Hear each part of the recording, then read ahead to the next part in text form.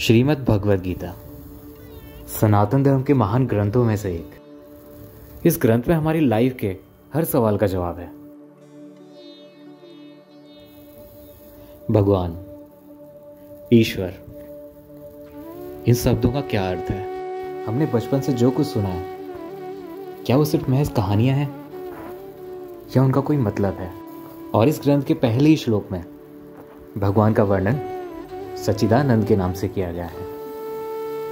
सच, चित और आनंद भगवान के रूप को पहले शब्द में सच या सच्चाई के रूप से माना गया है। तो चलते हैं उस सच की खोज पर जिस पर मैं विश्वास करता हूँ। वो कौन है? शिव कौन है? जो शांत हो के गूंजता, हाँ मैं ही तो शोर हूँ, आकाश हूँ पाताल भी, मैं सूक्ष्म हूँ विशाल भी।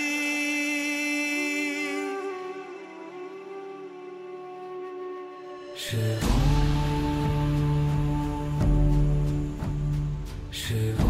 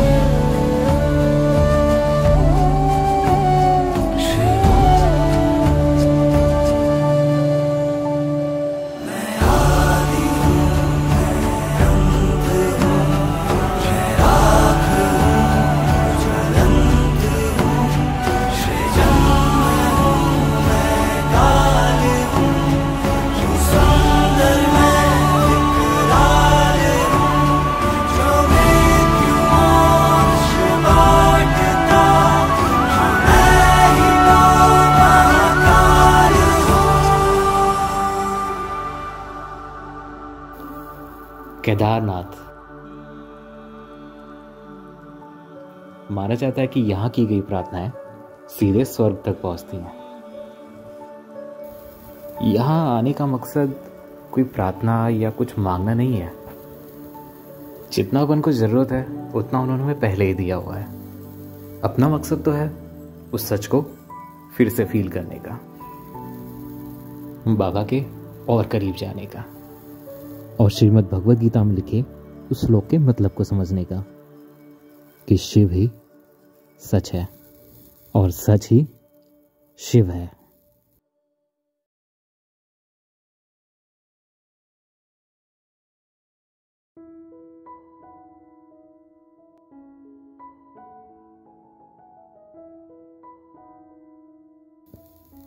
देवप्रयाग हमारे देश की लाइफलाइन गंगा नदी इसी संगम से स्टार्ट होती है।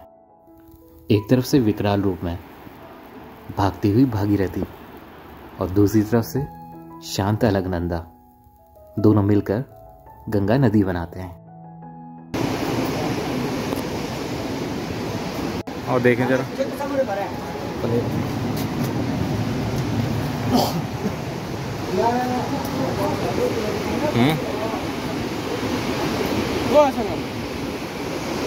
जय मां गंगा।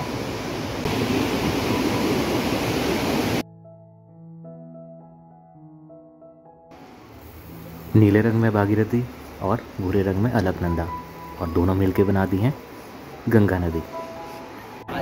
तो देखिए अभय जी सिक्का चढ़ाने जा रहे हैं। देखो ये देश की इकोनॉमी को कैसे पानी में डालते हैं। इकोनॉमी डंप करने जा रहे हैं।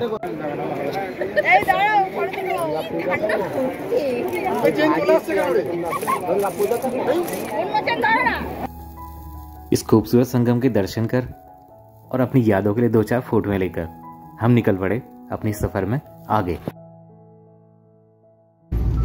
अंग्रेज शराब की दुकान पे आ गए हम।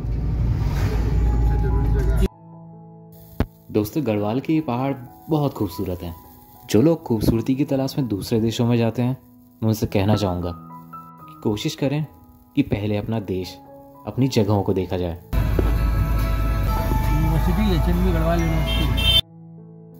इससे हमारे देश और इन गाँवों की इकोनॉमी को बढ़ने में हेल्प मिलती है और खूबसूरती तो है ही। और इस टूरिज्म को प्रमोट करने के लिए हमारी गवर्नमेंट भी कुछ अच्छे स्टेप ले रही है, जिसका एग्जाम्पल है ये 4 धाम रेलवे प्रोजेक्ट। इसके बनने के बाद लोगों का 4 धाम या फिर गढ़वाल में आना और भी आसान हो जाएगा। तो दिन भर की लंबी ड्राइव के बाद हम पहुंच चुके थे सोनप्रयाग। सोनप्रयाग वो आखिरी जगह है जहां तक गाड़ी से जाया जा सकता है। हमें कल यहाँ से केदारनाथ के लिए पैदल यात्रा करनी है, तो वक्त है दिन भर की थकान मिटाने का और कल के लिए एनर्जी बचाने का। तो आगे के सफ़र के लिए कल फिर मिलते हैं। अगली खूबसूरत सी morning with a cup of tea. सुबह सुबह 6 बजे उठ के हमने चारों तरफ देखा तो हमें सिर्फ हेलीकॉप्टर्स का शोर सुनाई दे रहा था। सुबह सुबह सरप्राइजिंगली हमें पता चला कि हमारे किसी वेल विशर ने हमारे हेलीकॉप्टर की बुकिंग कर दी। तो बिना देरी किए हुए हम पहुंच गए पहाड़ों के बीच बने इस खूबसूरत से हेलीपैड, एरो हेलीपैड पर। बात ऐसी कह रहे। वैसे तो अपना प्लान पैदल यात्रा करने का था, लेकिन मेरा मानना है कि आपके साथ जो भी होता है सब उनकी मर्जी से होता है। यही घिसाए महादेव पहली बार हेलीकॉप्टर में बैठने का मौका मुझे देना चाहते थे। तो पैदल यात्रा कभी और करेंगे।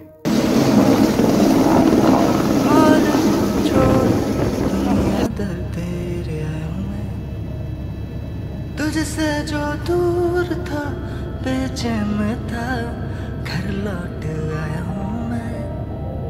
ये आसमां है नीला नीला, धूप नरम लगे छूती नहीं है, कि बहता पानी मीठा मीठा, प्यास दिल की बुझ सी गई है, कि दिल में उड़ रही है तितलियां, हुआ है आज पाक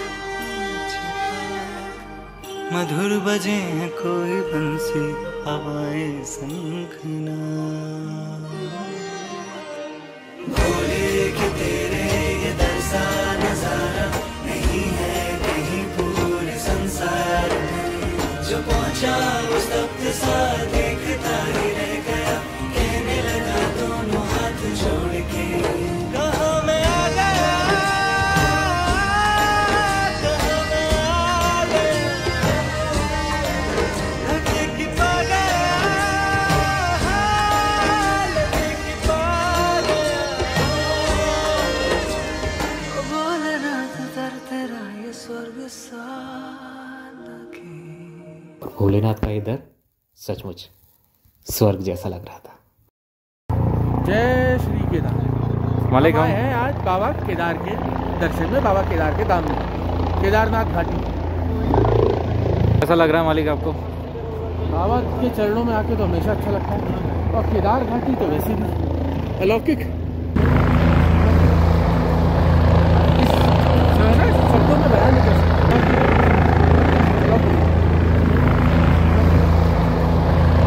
कितना अच्छा लग रहा है बाबा के चरणों में। 50 रुपये काटूंगा आपकी ओवर एक्टिंग के। मालिक टेंट करवा लें अपना अपना पर्सनल, तीनों का एक कर दिया है ना रूम। चलो इसमें सोएंगे रात को, -10 में मज़ा आ जाएगा। मुझे ऐसे मजे नहीं लेने। तेरे बैग का वेट कितना था? मेरे बैग का वेट, बैग ना वो तोला नहीं, अप्रोक्सीमेटली हमने वहाँ तो देखा था ना, मेरे ख्याल से 3-3.5 किलो होगा। हाँ ना, 3-3.5 किलो होगा। 90 किलो उठा के चल लेगा। वादियाँ कितनी अच्छी हैं देखो सर। चलेगा।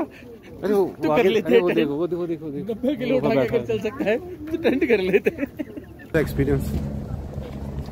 एक्सपीरियंस शब्दों में बयान करना थोड़ा मुश्किल है। कुछ मिस किया आपने?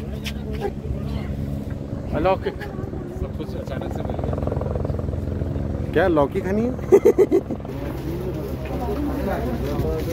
लो राम जी। ओ भोलेनाथ, केदारनाथ, ओ सोमनाथ, ओ तुंगनाथ, ओ मेरे नाथ।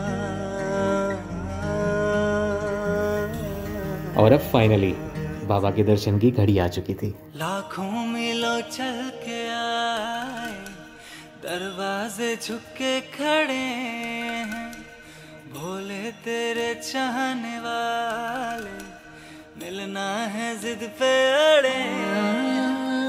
लाखों मीलों चल के आए, दरवाजे झुक के खड़े हैं, भोले तेरे चाहने वाले, मिलना है जिद पे अड़े।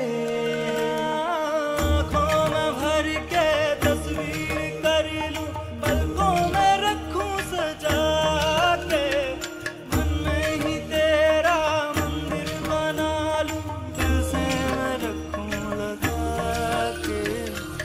के दिल में उड़ रही हैं तितलियां, हुआ है आज मधुर बजे हैं कोई बंसी, हवाएं शंखनाद।